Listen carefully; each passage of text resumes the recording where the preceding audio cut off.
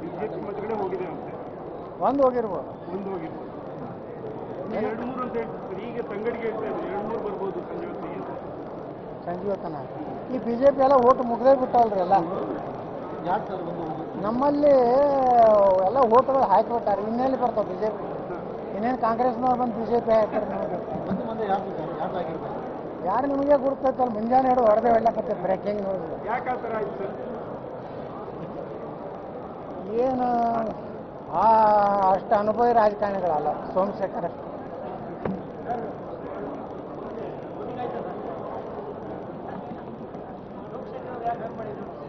ಏನು ಬಿಜೆಪಿ ರಾಜ್ಯಾಧ್ಯಕ್ಷ ವಿಜೇಂದ್ರ ಅವರಿಗೆ ದೊಡ್ಡ ಮುಖಭಂಗನ. ಯಾಕಂದ್ರೆ ಮೊನ್ನೆ ಅಷ್ಟೇ ಮೈತ್ರಿ ಅಭ್ಯರ್ಥಿ ತಮ್ಮದೇ ಶಾಸಕರನ್ನ ಇಟ್ಟಿಸಿಕೊಂಡು ರಾಜ್ಯಾಧ್ಯಕ್ಷ ಆಗಲಿಲ್ವಾ? ಇದು ಅವರ ವೈಫಲ್ಯವಾ?